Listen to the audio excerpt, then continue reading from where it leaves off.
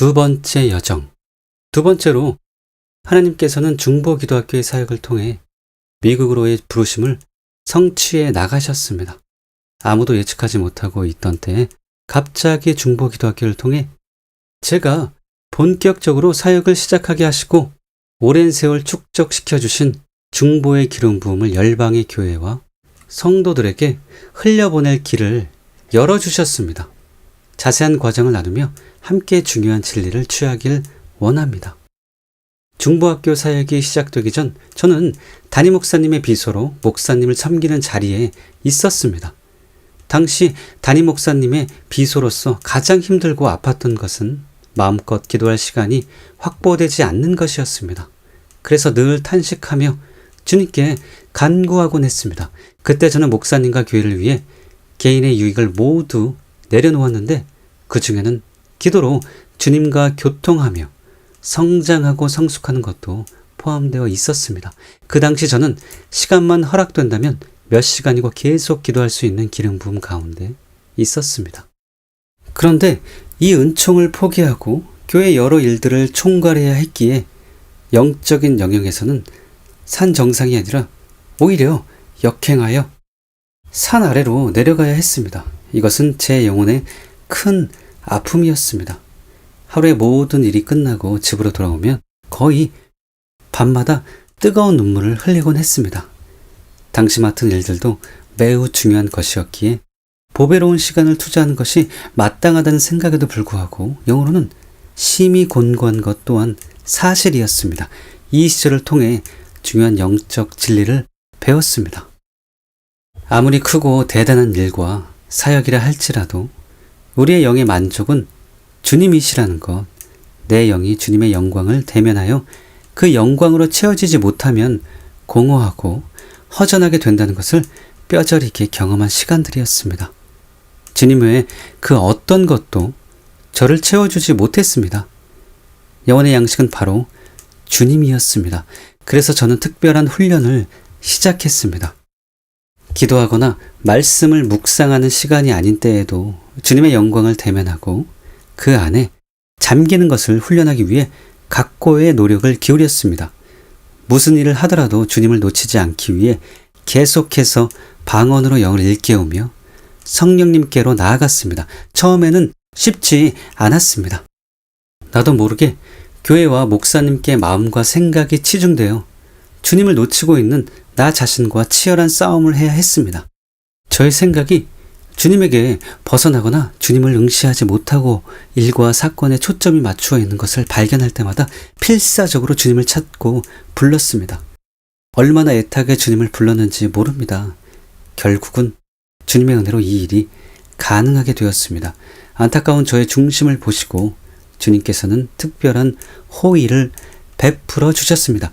저는 일을 하면서도 주님과 교통할 수 있었고 들로 산으로 나들이를 가도 주님을 쫓게 되었으며 전심하여 집중하면 차를 타고 가다가도 하늘 보좌에 올라 하나님과 교제하는 일이 가능하게 되었습니다.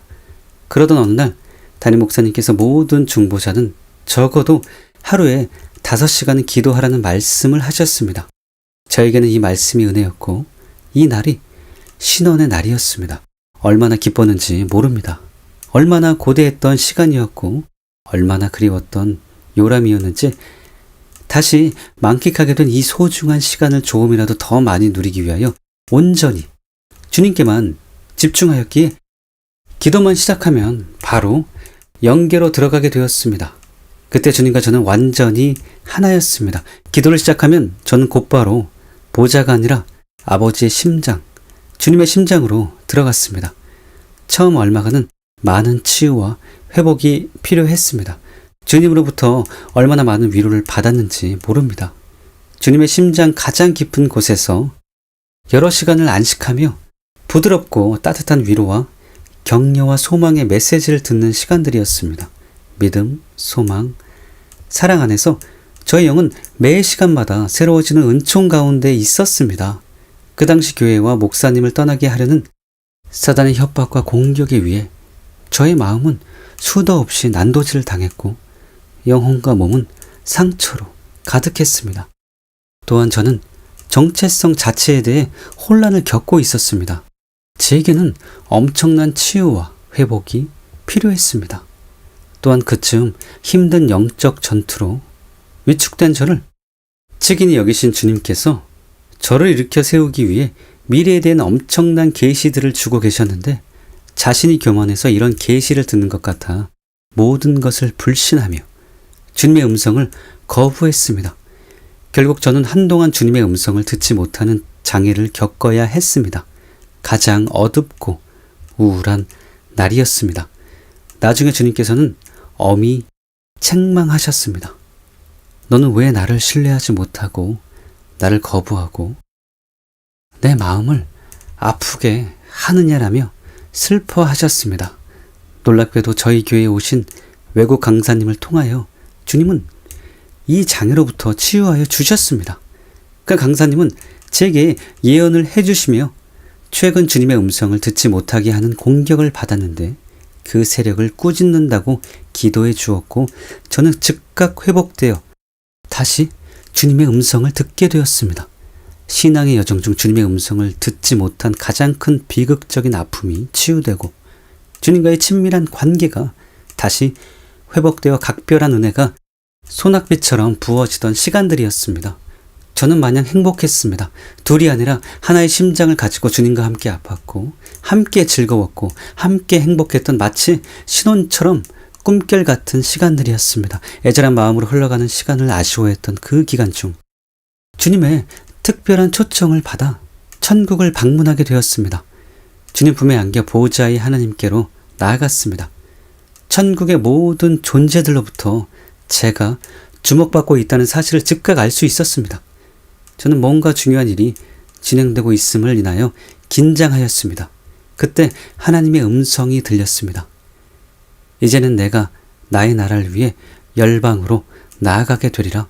이제부터 너는 특별한 나의 부르심을 위해 온전한 헌신 가운데 있게 되리라.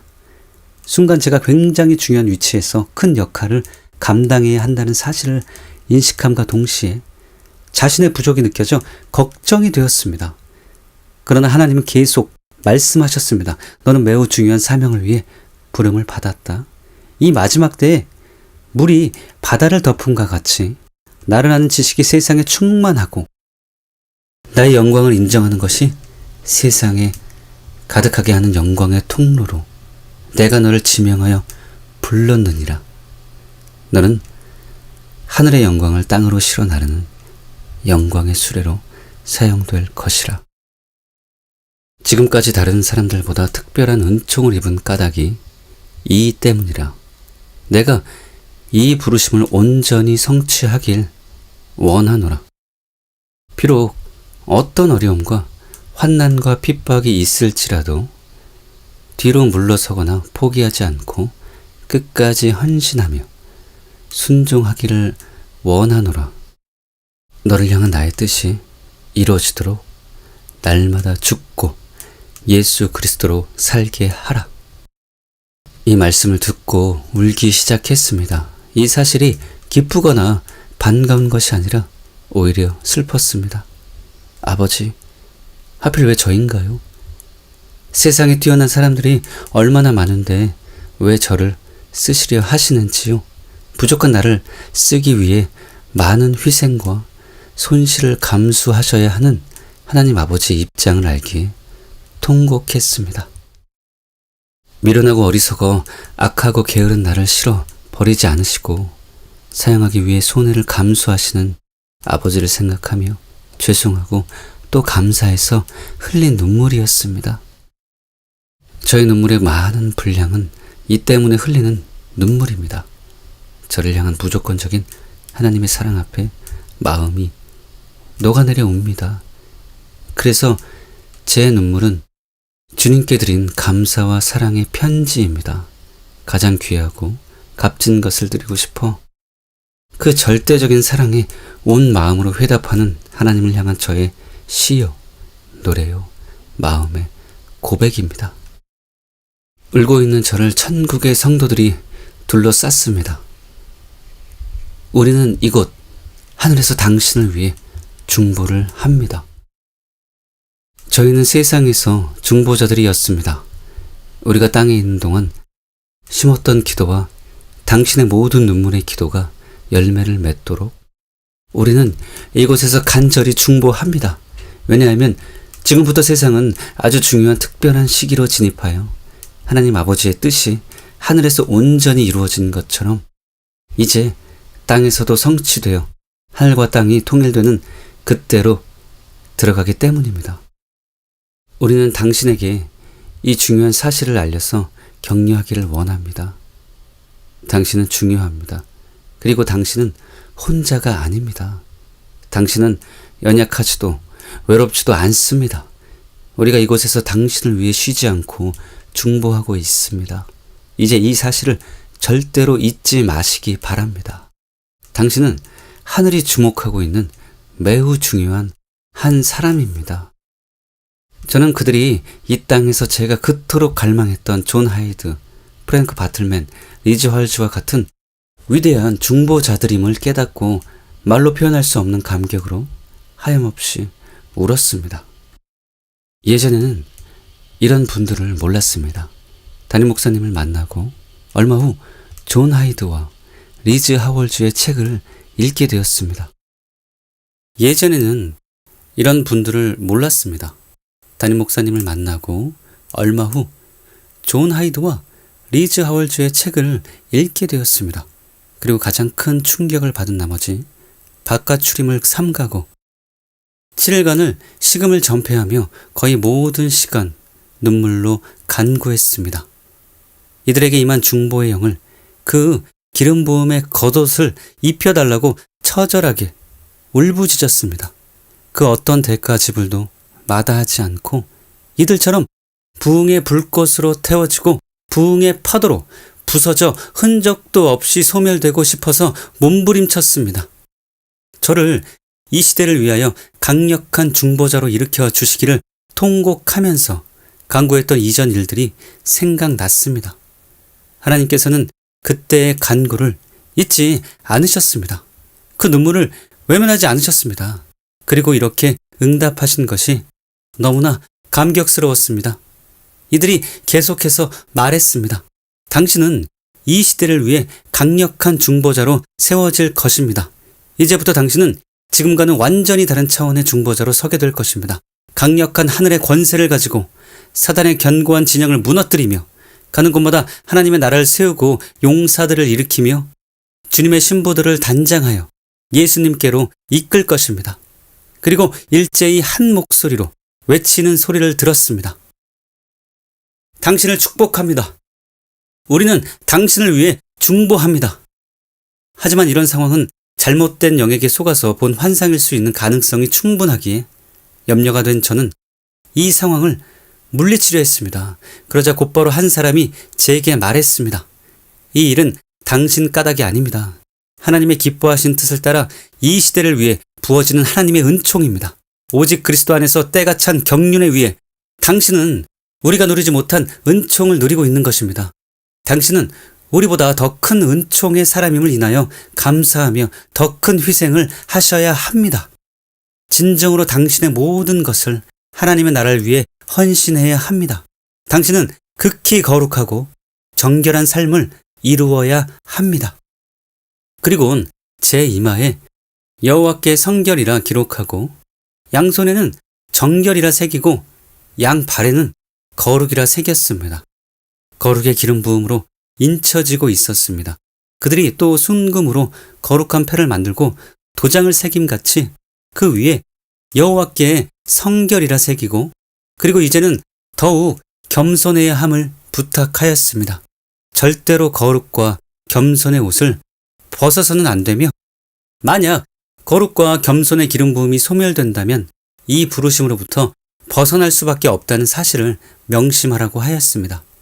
곧이어 겸손의 겉옷이 입혀졌습니다. 후에 밥 존스 목사님과의 첫 만남에서 바니 존스 사모님께서 제게 이렇게 예언하실 때 너무나 놀랐습니다. 저는 김옥경 전도사님에게 두 가지의 영적인 기름 부음의 겉옷을 봅니다. 그 한 가지는 겸손에 대한 기름 부음의 겉옷입니다. 그리고 또 다른 한 가지는 거룩의 겉옷입니다. 주님으로부터 겸손의 옷이 입혀지자 어디로부터 날아오는지 누가 던지는지는 모르겠지만 아주 예쁜 꽃 한 송이가 갑자기 날아오더니 또 한 송이가 날아오고 또 날아오고 계속해서 날아왔습니다. 축복합니다. 우리는 당신을 축복합니다. 이 함성이 계속 들려왔습니다. 그들은 너무나 기뻐했고 진심으로 저를 축복했습니다. 모두가 한마음으로 격려하며 응원하는 것을 느낄 수 있었습니다. 아무것도 아닌 무명의 중보자가 이렇게 집중을 받을 수 있다는 것이 믿기지 않아 한동안 어리둥절한 상태로 있었습니다. 그리고 잠시 후 놀라운 사실이 깨달아졌습니다. 진정으로 천국이 무엇임을 알게 되었습니다. 천국은 모두에게 자기 자신이 없었습니다. 오직 하나님만, 예수님만 있었습니다. 모든 것은 하나님을 위식하여 오직 그 안에만 함께 있었습니다. 천국에서 제가 그토록 주목을 받는 이유는 오직 하나님의 사랑과 부르심 안에 있었기 때문이었습니다. 제 곁에 선 사람의 말이 계속되었습니다. 가장 놀라운 추수가 하늘로부터 임하는 지금 이때에 하나님의 부르심을 받은 것을 크게 기뻐하고 감사하셔야 합니다. 당신은 마지막 때의 주자들 중 한 명이기에 가장 강력한 기름 부음을 받게 된 것입니다. 당신은 축복의 사람입니다. 은총의 사람입니다. 그리고 그 하늘의 중보자들이 한 사람 한 사람 제 앞을 지나가며 중보의 겉옷을 입혀주었습니다. 저는 계속해서 겹겹이 중보의 겉옷을 받아 입으며 울고 있었습니다. 로잉글 목사님이 부흥의 우물을 파라는 책에 기록한 일이 그날 제게도 일어난 것입니다. 그 다음은 그 부분을 정리한 내용입니다. 바틀맨은 불타는 마음으로 부흥을 갈망하는 사람이었다. 1904년 바틀맨은 마이어스로부터 개인들만이 아니라 도시 전체가 주님께 순복했던 웨일즈 부흥 운동에 대한 말씀을 듣고 똑같은 일이 LA에서도 일어나기를 갈망하게 되었다. 그때는 그의 3살 난 어린 딸 에스더가 죽은 직후였다. 그는 비탄에 잠길 여유도 없이 부흥을 보기 위해 생업을 포기하고 헌신했다. 이 기간 동안 그는 수백 가지의 소책자와 전도지를 만들어서 최선을 다해 널리 배포했다. 똑같은 일이 LA에서도 일어나기를 갈망하게 되었다. 그때는 그의 3살 난 어린 딸 에스더가 죽은 직후였다. 그는 비탄에 잠길 여유도 없이 부흥을 보기 위해 생업을 포기하고 헌신했다. 이 기간 동안 그는 수백 가지의 소책자와 전도지를 만들어서 최선을 다해 널리 배포했다. 바틀맨은 부흥에 대한 소원이 너무도 강하여 오로지 기도하는 일과 성도들에게 부흥에 대한 믿음을 격려하는 일에 온전히 헌신되어 있었다. 그가 너무 열심히 금식하며 기도하는 것을 보고 그의 아내는 남편이 생명을 잃을까봐 두려워한 적도 있었다. 이 상황에 대해 바틀맨은 이렇게 기록했다. 내 건강은 나빠졌다. 그러나 나는 내 일이 완수되는 것을 볼 때까지는 죽지 않을 것을 믿는다. 어려운 곳에 가겠다고 자청하는 사람은 별로 없다. 그러나 내 사명은 다른 사람이 가려 하지 않는 곳에 가는 것이다. 하나님은 강한 사람을 필요로 하는 일을 위해 오직 하늘나라에만 소망을 두고 사는 사람을 쓰신다고 나는 믿는다. 나는 그분을 섬기는 일에 쓰임받는 것이 기쁘다. 나는 녹슬어 없어지기보다는 닳아서 없어지기를 원한다. 그리고 마귀를 위해 살찌기보다는 하나님을 위해서 굶는 편을 선택하겠다. 1906년 마침내 하늘의 수문이 열렸다. 바틀맨은 윌리엄 시무어가 인도한 가운데 제2의 오순절이 임하는 것을 체험했던 보니 브레이 거리의 작은 기도 모임에는 나중에야 합류했다. 1986년에 아주사 거리를 2번째로 읽으며 나, 루 잉글은 장기간의 금식 기도에 들어갔다. 하나님이 주신 부흥에 대한 부담이 너무 강하게 임해서 나는 울부짖기 시작했다. 나에게 프랭크 바틀맨의 두루마기를 주시옵소서. 1906년도에 사람들이 아주사 거리에서 보았던 그러한 부흥을 주시옵소서. 나도 이 사람처럼 기도하기 원합니다. 나는 밤늦은 시간까지 하나님께 부르짖었다. 내 존재의 모든 부분이 프랭크 바틀맨이 거의 1세기 전에 아주사 거리에서 열어놓았던 영적 유산을 갈구하고 있는 느낌이었다. 엘리야의 겉옷을 얻기까지 그를 떠나지 않았던 엘리사처럼 나도 이 오순절의 선구자들과 똑같은 영적 DNA를 물려받은 사람이라는 것을 느낄 수 있었다. 사실은 영적인 전수 과정은 바로 그날 밤에 진행되었다. 내가 기도하며 부르짖을 때 나는 믿음의 조상 프랭크 바틀맨의 우물을 다시 파라는 인도하심을 받고 있었다. 부담감이 덜어졌을 때야 나는 잠자리에 들었다. 나는 1986년의 그날 밤에 프랭크 바틀맨의 겉옷이 일정한 정도의 분량으로 내게 임했으며 부흥을 향한 그의 마음과 내 마음이 연합되었다고 믿는다. 나는 이 도시의 저변에 흐르는 부흥의 물줄기에 내가 연결되었음을 안다. 나는 자기의 아버지가 살았던 곳에 다시 돌아가서 아버지가 파던 우물을 다시 파고 그 우물물을 마시는 이삭이 된 느낌이다.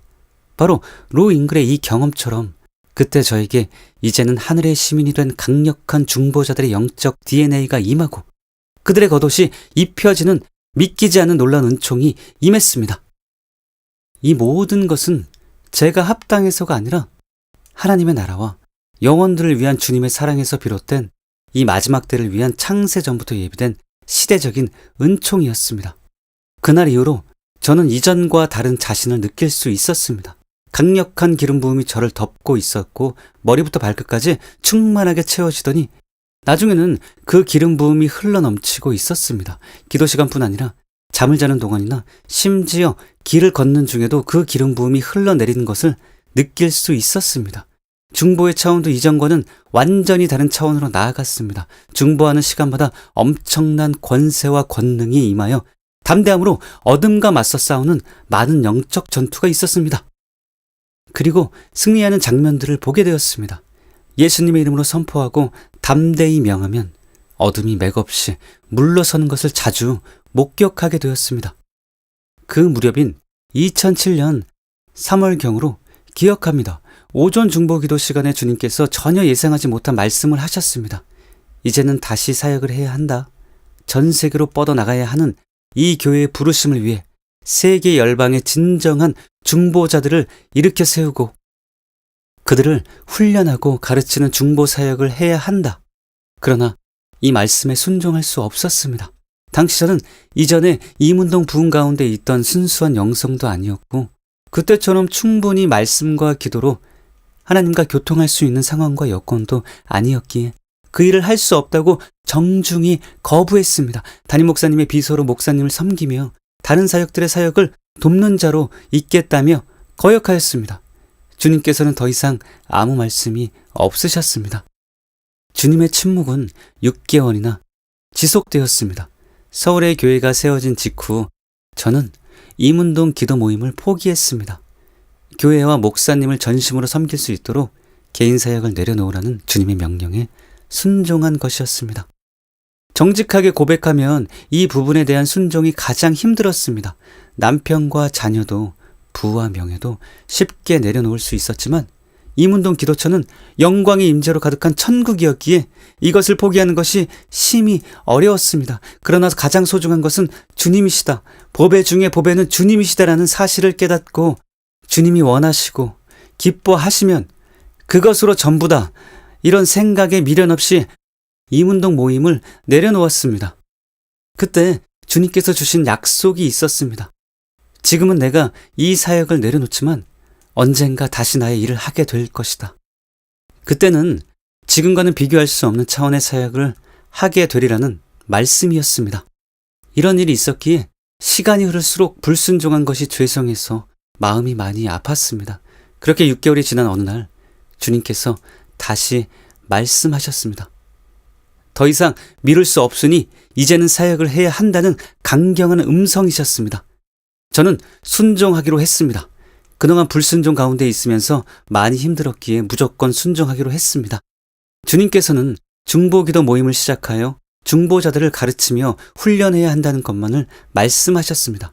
언제부터 어디에서 어떻게 해야 하는 것인지 알 수 없었기에 저는 주님께서 시작해 주시길 구하며 기다렸습니다. 그러던 중 전혀 예상치 못한 일들이 일어났습니다. 평신도 권사였던 저에게 광주와 미국 뉴저지에서 집회 요청이 들어온 것입니다. 이 일을 계기로 담임 목사님께서 이 문제를 두고 기도하셨고 이제는 김옥현 권사가 사역을 해야 한다는 주님의 음성을 들으셨습니다. 목사님께서는 당시 교단의 법대로 저를 인정 전도사로 세우시고 토요일에 중보기도 학교를 할 수 있도록 길을 열어주셨습니다. 그래서 2007년 9월 토요 중보기도학교가 첫 출발을 할 수 있었습니다. 중보기도학교의 첫날을 잊을 수가 없습니다. 저는 많은 사람들이 오리라고는 전혀 예상하지 못했습니다. 30명 혹은 많아야 50명 정도가 오리라고 예측하고 가족 같은 분위기에서 예전의 임운동의 모임처럼 편안하게 주님을 전해야겠다는 생각을 했습니다. 그런데 시간이 되어 본당으로 들어선 순간 많은 사람들이 앉아있는 것을 보고 본능적으로 다시 돌아서 나가려 했습니다. 본당에는 250명이 넘는 사람들이 앉아 있었습니다. 본래 저는 대중 앞에 서는 것이 순교보다 더 어렵게 느껴지는 사람인지라 너무 긴장되고 떨린 나머지 설교를 제대로 하지 못했습니다. 당황한 가운데 설교는 끝이 났지만 그 다음이 문제였습니다. 이렇게 많은 분들이 소중한 시간을 내어 각처에서 오셨는데 그대로 가시게 하면 안 될 것 같아 고민하던 중 안수를 하라는 생각이 들어왔습니다. 그래서 예정에 없었던 안수 사역을 하게 되었습니다. 그런데 안수를 받은 사람들에게 급하고 강한 바람처럼 성령의 권능이 임하여 사람들이 통곡하기 시작하고 강력한 축사가 일어났으며 회개의 눈물로 본당이 통곡의 바다가 되었습니다. 그리고 안수를 하는 중 영안이 열려 놀라운 사실을 보게 되었습니다. 사람들에게 손을 얹고 있는데 그 손은 저의 손이 아닌 못자국 난 주님의 손이었고 팔도 제 팔이 아닌 주님의 팔이었습니다. 그리고 저의 모습으로 옷을 입으신 이렇게밖에 달리 표현할 수 없습니다. 주님께서 사람들을 안고 계신 것을 보며 저는 통곡할 수밖에 없었습니다. 첫날 첫 시간부터 사역을 하며 울고 또 울었습니다. 그날부터 사역은 주님과 함께 우는 눈물의 여정이 되었습니다. 그토록 많은 눈물로 주님과 교통하며 왔기에 사역조차도 눈물의 여정이 될 줄은 정말 몰랐습니다. 그날 이 광경을 함께 본 많은 사람들이 그곳에서 안수하고 계신 예수님을 보았다고 증언해 주셨습니다. 이렇게 중보기도 학교는 우리의 모든 것 되신 예수님께서 직접 이끄셨습니다. 서울의 교회가 개척된 직후 주님께서 이제 곧 내가 나와 함께 열방으로 가게 되는 그날을 보게 되리라고 하시며 주셨던 말씀이 있었습니다. 나의 사랑, 나의 어여쁜 자야, 일어나서 함께 가자. 겨울도 지나고 비도 그쳤고 지면에는 꽃이 피고 새가 노래할 때가 이르렀는데 비둘기의 소리가 우리 땅에 들리는구나. 무화과 나무에는 푸른 열매가 익었고 포도나무는 꽃을 피워 향기를 토하는구나. 나의 사랑, 나의 어여쁜 자여, 일어나서 함께 가자. 바위 틈 낭떠러지 은밀한 곳에 있는 나의 비둘기야. 내가 내 얼굴을 보게 하라. 내 소리를 듣게 하라. 내 소리는 부드럽고 내 얼굴은 아름답구나. 제가 사역을 하게 될 때 홀로 두지 않을 것이며 반드시 동행하시리라 약속하신 그대로 첫 시간부터 주님이 오셔서 자신의 신부들을 섬겨주셨습니다.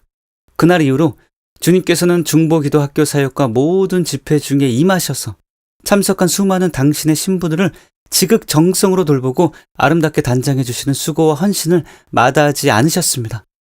수많은 집회에 주님께서 권능으로 임하셔서 많은 사람들이 변화되었고 주님의 영광스러운 신부로 거듭나게 되었습니다.